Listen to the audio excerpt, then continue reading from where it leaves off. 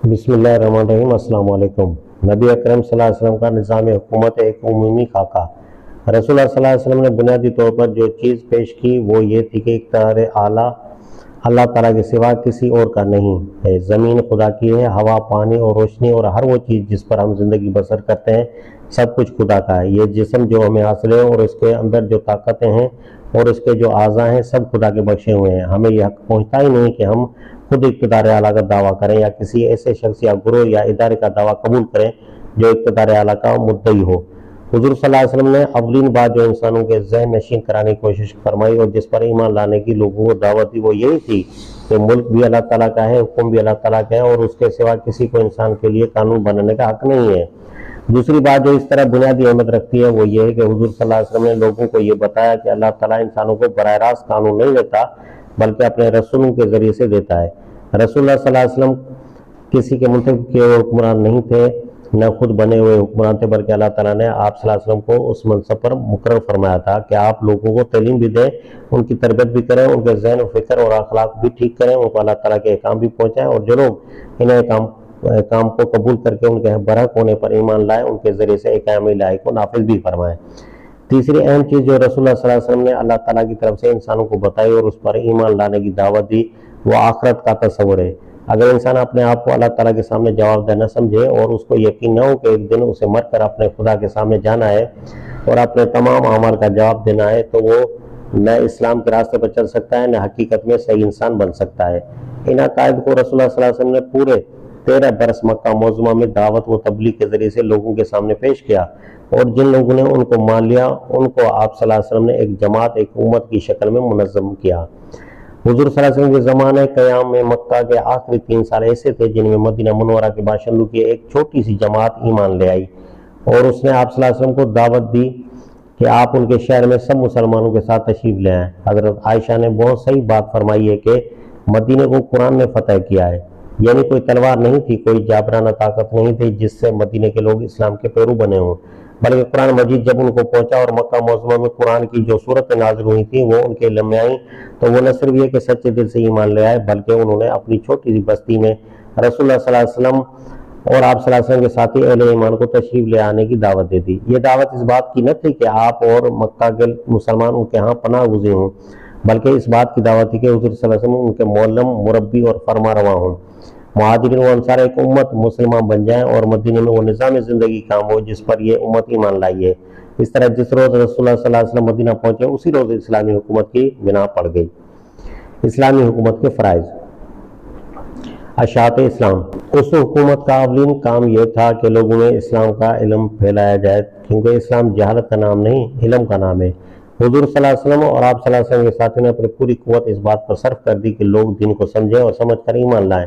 जो ये इल्म फैलता गया और लोग उसको जानकर मानते गए, इस्लाम की ताकत बढ़ती चली गई और उसकी बुनियाद भी मजबूत होती चली गई। तज़किया अखलाक व तमीर और सीरत।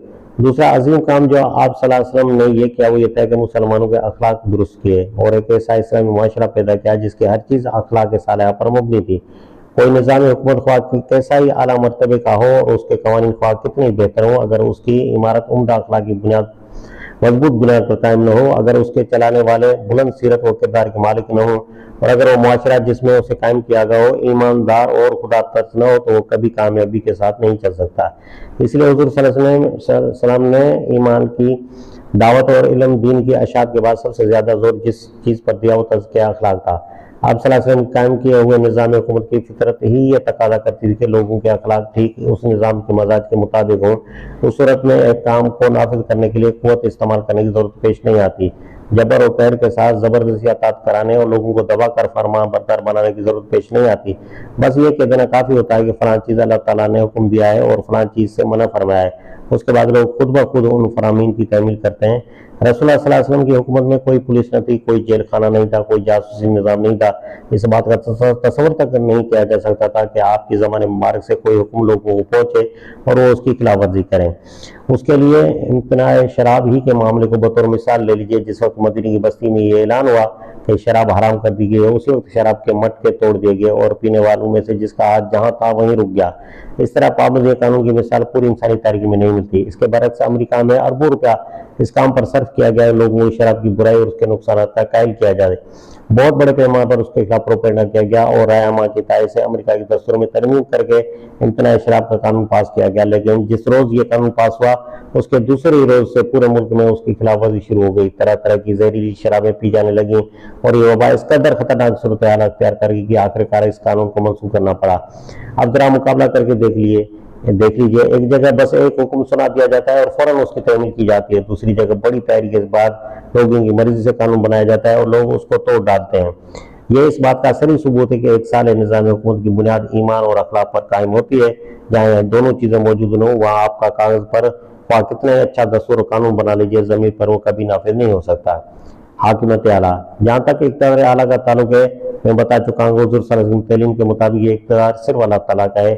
رہی نظام حکومت کی 3 شعبوں میں تقسیم، یعنی منتظمہ، مقننہ اور عدلیہ، تو رسول اللہ صلی اللہ علیہ وسلم کی حکومت میں نہ تھی۔ حضور صلی اللہ علیہ وسلم قانون دینے والے بھی تھے، جج بھی تھے اور حاکم بھی۔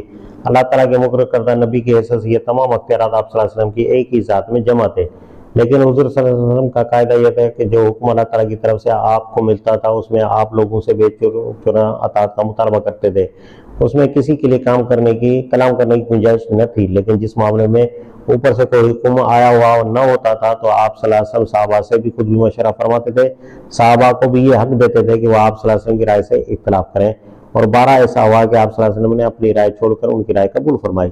مشہور واقعہ ہے کہ جنگ بدر کے موقع پر آپ صلی اللہ علیہ وسلم نے ابتدا میں جس جگہ پڑاؤ کیا تھا اس کے متعلق ایک صحابی نے اٹھ کر پوچھا کہ یہ جگہ آپ صلی اللہ علیہ وسلم نے اللہ تعالیٰ کے حکم سے اختیار فرمائی ہے یا یہ آپ صلی اللہ علیہ وسلم کی اپنی رائے ہے؟ آپ صلی اللہ علیہ وسلم نے فرمایا نہیں، میں نے خود یہ جگہ تجویز کی ہے۔ اس پر انہوں نے عرض کیا کہ اس کے بجائے فلاں مقام جنگی حیثیت سے زیادہ موزوں ہے، اور آپ صلی اللہ علیہ وسلم نے ان کی رائے قبول فرمائی۔ اس سے آپ سمجھ سکتے ہیں کہ رسول اللہ صلی اللہ علیہ وسلم لوگوں کو 2 طرح کی تربیت دے رہے تھے۔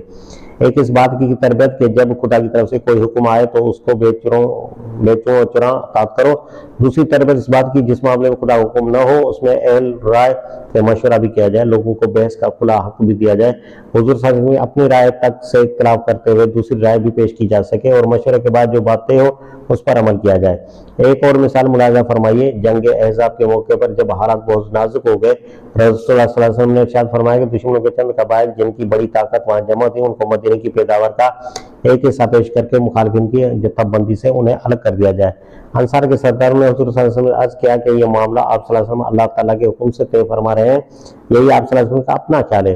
حضور صلی اللہ علیہ وسلم نے فرمایا یہ میرا اپنا خیال ہے، میں تمہیں اس خطرے سے نکالنا چاہتا ہوں جس پر تم پڑ گئے ہو۔ انہوں نے کہا یا رسول اللہ، جب ہم کافر تھے اس زمانے میں بھی یہ قبائل ہم سے ایک حبہ تک نہ لے سکے تھے، اور اب تو ہم مسلمان ہیں، اب ہم سے کوئی چیز کیسے لے سکتے ہیں؟ چنانچہ اسی وقت ان کے کہنے کے مطابق یہ معاملہ ختم کر دیا گیا۔ اس مثال سے بھی آپ رسول اللہ صلی اللہ علیہ وسلم کے طرز حکومت کو اچھی طرح سمجھ سکتے ہیں۔ جن معاملات میں اللہ کا حکم ہوتا تھا وہاں کوئی جمہوریت نہ تھی، اور جن معاملات میں اوپر کا حکم نہ ہوتا تھا ان میں پوری جمہوریت تھی۔ عدلیہ، اب عدلیہ کے مسئلے کو لیجئے، رسول اللہ صلی اللہ علیہ وسلم اللہ تعالیٰ مقرر کردہ قاضی تھے، اس لیے عدلیہ بھی پوری طرح آپ صلی اللہ علیہ وسلم ہی کے ہاتھ میں تھی۔ اس معاملے میں آپ صلی اللہ علیہ وسلم کا طریقہ یہ تھا کہ نہ صرف انصاف کیا جائے بلکہ لوگ بھی یہ دیکھ لیں کہ انصاف کیا جا رہا ہے۔ تمام مقدمات کی سماعت کھلی عدالت میں ہوتی تھی، خفیہ سماعت کی کوئی نظیر آپ صلی اللہ علیہ وسلم کے طریقے عدالت میں نہیں تھی۔ بڑا مشہور واقعہ ہے کہ فتح مکہ سے پہلے ایک صحابی نے مشرکین مکہ کے نام ایک خط لکھ دیا جس میں ان کو مطلع کیا گیا تھا کہ تم پر حملہ ہونے والا ہے۔ وہ خط پڑھا گیا، اب یہ سری جاسوسی کا معاملہ تھا۔ اس زمانے کے لوگ کہیں گے کہ ایسا خطرناک معاملہ تو بند کمرے میں پیش ہونا چاہیے تھا، مگر رسول اللہ صلی اللہ علیہ وسلم نے مسجد نبوی میں اس کی کھلی سماعت فرمائی۔ دوسرا اہم قاعدہ آپ کی عدالت کا یہ تھا کہ کسی مقدمے کا فیصلہ فریقین کی بات سنے بغیر نہ کیا جائے، اور کسی شخص کو صفائی کا پورا موقع دیے بغیر ایک لمحے کے لیے بھی اس کے کسی بنیادی حق سے محروم نہ کیا جائے۔ حضور صلی اللہ علیہ وسلم نے مدینہ کے باہر جو قاضی مقرر فرمائے تھے ان کو بھی آپ صلی اللہ علیہ وسلم کی ہدایت یہ تھی کہ فریقین کی بات سنے بغیر کسی معاملے کا فیصلہ نہ کریں۔ عدالتی کام میں سفارش کا دروازہ آپ صلی اللہ علیہ وسلم نے بڑی سختی کے ساتھ بند کر دیا تھا۔ فتح مکہ کے بعد قریش کے ایک معزز خاندان کی عورت نے چوری کا ارتکاب کیا۔ اس کے خاندان نے کوشش کی کہ اس کا ہاتھ نہ کاٹا جائے۔ حضرت اسامہ رضی اللہ تعالیٰ عنہ بن زید رضی اللہ تعالیٰ عنہ سے، جو حضور صلی اللہ علیہ وسلم کو نہایت عزیز تھے، سفارش کرائے گی۔ حضور صلی اللہ علیہ وسلم نے فرمایا کہ تم حدود اللہ کے معاملے میں سفارش کرتے ہو؟ تم سے پہلے جو قومیں گزر چکی ہیں وہ اس لیے تباہ ہوئی کہ ان کے عام آدمی جب کوئی جرم کرتے تھے تو ان کو قانون کے مطابق سزا دی جاتی تھی، اور بڑے لوگ جب وہی جرم کرتے تھے تو ان کے ساتھ رعایت برتی جاتی تھی۔ خدا کی قسم، اگر محمد صلی اللہ علیہ وسلم کی بیٹی فاطمہ رضی اللہ تعالیٰ عنہ بھی چوری کرتی تو میں اس کا بھی ہاتھ کاٹ دیتا۔ اس طرح آپ صلی اللہ علیہ وسلم نے سفارش کا دروازہ ہی بند نہ کیا بلکہ یہ اصول بھی قائم فرما دیا کہ قانون کی نگاہ میں سب برابر ہیں۔ یہ اصول بھی آپ صلی اللہ علیہ وسلم نے قائم فرما دیا کہ اگر کوئی شخص عدالت کو دھوکہ دے کر اپنے حق میں غلط فیصلہ حاصل کر لے تو اس کا فائدہ وہ دنیا ہی میں اٹھا سکے گا، آخرت میں خدا کی پکڑ سے کوئی چیز اسے نہ بچا سکے گی۔ مقننہ، اس کے بعد مقننہ کا مسئلہ ہمارے سامنے آتا ہے۔ جو دین رسول اللہ صلی اللہ علیہ وسلم لائے تھے اس میں چونکہ بنیادی طور پر قانون اللہ تعالیٰ کا تھا اور وہی قانون بنانے کا حق رکھتا تھا، اس لیے رسول اللہ صلی اللہ علیہ وسلم کی حیثیت قانون ساز کی نہ تھی بلکہ قانون کو نافذ کرنے والے، اس کی تشریح کرنے والے اور لوگوں کو اس کے مطابق عدل و انصاف کا نظام چلانے کی تربیت دینے والے کی تھی۔ آپ صلی اللہ علیہ وسلم نے مسلمان کو بتایا کہ اللہ تعالیٰ کا قانون کیا ہے اور پھر اس کی وہ تشریح فرمائی جو سنت میں پائی جاتی ہے۔ مثلا قرآن مجید میں چوری کی سزا کا حکم بڑے مختصر الفاظ میں بیان کیا گیا ہے کہ چور کا ہاتھ کاٹ دو، اس سے زیادہ کوئی تفصیل قرآن میں نہیں ہے۔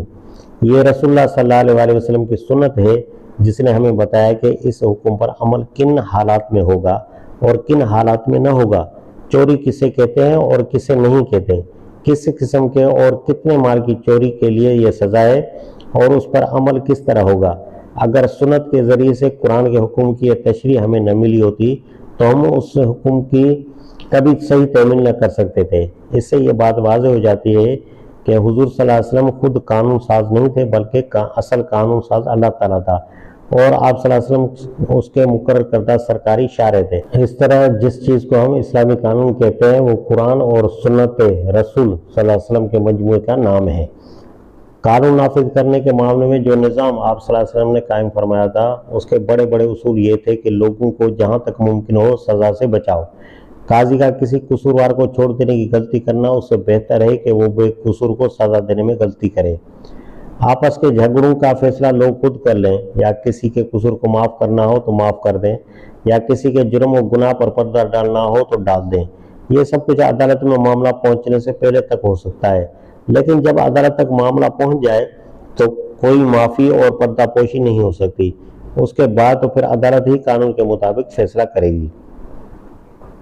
عدالت کے فیصلے پر اثر انداز ہونے کی ہر کوشش کو آپ نے سختی کے ساتھ منع فرما دیا اور قاضی کو قرآن و سنت اور خود اپنی سمجھ بوجھ کے مطابق بے لاگ فیصلہ کرنے کے لیے آزاد قرار دیا۔ آپ صلی اللہ علیہ وسلم نے لوگوں کو یہ بھی بتایا کہ علم کے بغیر فیصلہ کرنا یا علم رکھتے ہوئے غلط فیصلہ کرنا سخت گناہ ہے۔ صحیح قاضی وہ ہے جو قانون کا علم رکھتا ہو اور اپنے علم کے مطابق بیرو رعایت فیصلہ کرے۔ گورنر کا تعین و فرائض، اس سلسلے میں چند باتیں اور سمجھ لینی چاہیے۔ موجودہ زمانے کے سیاسی نظریات کو بنیاد بنا کر عہد رسالت صلی اللہ علیہ وسلم کے معاملات کو اچھی طرح نہیں سمجھا جا سکتا۔ مثلا اس زمانے میں ریاست کے 3 شعبے ہوتے ہیں: انتظامیہ، عدلیہ اور مقننہ۔ پھر آئینی طریقے سے یہ طے کیا جاتا ہے کہ ان شعبوں کے حدود کیا ہیں، مگر اس زمانے میں صورت معاملہ یہ تھی کہ رسول اللہ صلی اللہ علیہ وسلم کے مدینہ تشریف لے جانے سے پہلے وہاں کے بڑے بڑے گھروں کے الگ الگ احاطے ہوتے تھے، جن کے اندر ان کی زمینیں، ان کے باغات، ان کے رہنے سہنے کے گھر اور ان کے سقیفے یعنی چوپالیں اور پنچایت خانے ہوتے تھے۔ وہاں قبائل نظام رائج تھا اور ہر قبیلے کے لوگ اپنے معاملات کو خود چلاتے تھے۔ مکہ معظمہ میں جب رسول اللہ کے دست مبارک پر اہل مدینہ کے ایک بڑے گروہ نے بیعت کی تو آپ صلی اللہ علیہ وسلم نے خود ان کی درخواست پر 12 نقی مقرر فرما دیے جو اپنے اپنے قبیلوں میں زیادہ قابل، زیادہ بااثر اور زیادہ بااعتماد تھے، اور یہ ہر نقی کی ذمہ داری تھی کہ اس قبیلے کے مختلف گھروں میں جو صالح اور معتبر سردار ہوں ان کی مدد سے اخلاق اور معاملات کو درست رکھیں۔ قبیلوں اور گھرانوں میں جو لوگ فطری طریقے سے سردار پائے جاتے تھے انہی میں سے ایمان لانے والوں کو آپ صلی اللہ علیہ وسلم نے سربراہ بنا دیا تھا۔ پھر جب حضور صلی اللہ علیہ وسلم نے خود مدینہ تشریف لے گئے تو اس نظام کو آپ صلی اللہ علیہ وسلم نے برقرار رکھا۔ فرق جو کچھ واقع ہوا وہ یہ تھا کہ شہر کے مشرک سرداروں کی جگہ ایمان لانے والوں کو سرداری کا مقام حاصل ہو گیا۔ یہ تغیر ووٹوں کے ذریعے نہیں ہوا بلکہ یہ اسلامی انقلاب کا فطری تقاضا تھا کہ مشرک پیچھے ہٹتے چلے گئے اور مسلمان سردار آگے آتے گئے۔ شہر کے معاملات کو چلانے کے لیے حضور صلی اللہ علیہ وسلم مہاجرین کے اہل الرائے اور انصار کے سرداروں سے مشورہ فرماتے تھے۔ یہ مجلس مشاورت موجودہ زمانے کی مقننہ یا پارلیمنٹ سے کوئی مشابہت نہ رکھتی تھی۔ مسلمانوں جو لوگ بھی بااثر، ذی علم اور سمجھدار لوگ ہوتے تھے، اگر موجودہ زمانے کے طریقے پر الیکشن بھی ہوتے تو انہی کو منتخب کیا جاتا۔ ہر معاملے میں ان سب کا بلایا جانا ضروری نہ تھا جس وقت کسی مسئلے میں مشورے کی حاجت پیش آتی تو اس وقت جو لوگ بھی موجود ہوتے ہیں ان سے رائے لے لی جاتی، اور بڑے اہم مسائل میں بس یہ اعلان کرا دیا جاتا کہ مسجد نبی میں لوگ حاضر ہو جائیں۔ مدینے سے باہر جب اسلامی مملکت پھیلنی شروع ہوئی تو مختلف علاقوں میں گورنر مقرر کر دیے گئے، وہی اپنے علاقے کے منتظم بھی تھے اور سپہ سالار بھی۔ اس زمانے میں کوئی مستقل فوج نہیں تھی، جس وقت بھی ضرورت ہوتی رضاکارانہ طور پر لوگ جہاد کے لیے آ جاتے تھے۔ حضور صلی اللہ علیہ وسلم نے مختلف علاقوں میں قاضی بھی مقرر فرما دیے تھے، جن کے عدالتی کام میں کوئی گورنر دخل نہ دے سکتا تھا۔ آپ صلی اللہ علیہ وسلم نے ہر علاقے میں ایسے لوگ بھی مقرر کیے تھے جو باشندوں کو اسلام کی تعلیم دیں۔ تعلیم سے مراد یہ نہیں تھی کہ لوگوں کو لکھنا پڑھنا سکھائیں، بلکہ اس سے مراد یہ تھی کہ وہ عوام کو قرآن سنائیں، اس کے معنی و مطالب سمجھائیں اور حضور صلی اللہ علیہ وسلم کی سنت سے ان کو آگاہ کریں۔ یہ کام زیادہ تر زبانی تلقین کے ذریعے سے کیا جاتا تھا، اور معلمین لوگوں کی اخلاقی اور ذہنی تربیت اسی طریقے پر کرتے تھے جس طریقے پر حضور صلی اللہ علیہ وسلم نے خود ان کی تربیت فرمائی تھی۔ مثال کے طور پر جب مکہ معظمہ فتح ہوا تو حضور صلی اللہ علیہ وسلم نے حضرت عتاب بن اسید کو گورنر اور حضرت معاذ بن جبل کو مولم مقرر فرمایا تھا۔ نظام زکوٰۃ کے نظام کی صورت یہ تھی کہ کہیں آپ صلی اللہ علیہ وسلم نے باقاعدہ تحصیل اور تحصیلدار مقرر کیے تھے، اور بعض علاقوں میں قبیلوں کے سرداروں کو اس کی تحصیل کا کام سپرد فرما دیا تھا۔ جہاں غیر مسلم آبادی نے اطاعت قبول کر کے خراج ادا کرنے کا معاہدہ کیا تھا، وہاں بھی خراج کی تحصیل کے لیے کوئی مستقل تحصیلدار مقرر نہ تھا۔ جب خیبر فتح ہوا اور وہاں کے باشندوں نے نصف پیداوار ادا کرنا قبول کر کے صلح کر لی تو فصل کی کٹائی کے وقت حضور صلی اللہ علیہ وسلم کسی صحابی کو بھیج دیتے تھے، اور وہ پیداوار کا نصف الگ کر کے یہودیوں کو اختیار دیتے تھے کہ دونوں ڈھیروں میں سے جو ڈھیر چاہیں اٹھا لیں۔ تاریخ میں واقعہ موجود ہے کہ جب اس طریقے پر خراج لیا گیا تو یہودی پکار اٹھے کہ اسی انصاف پر زمین و آسمان قائم ہے۔ یہ ہے حضور صلی اللہ علیہ وسلم کا نظام حکومت کا ایک مختصر خاکہ۔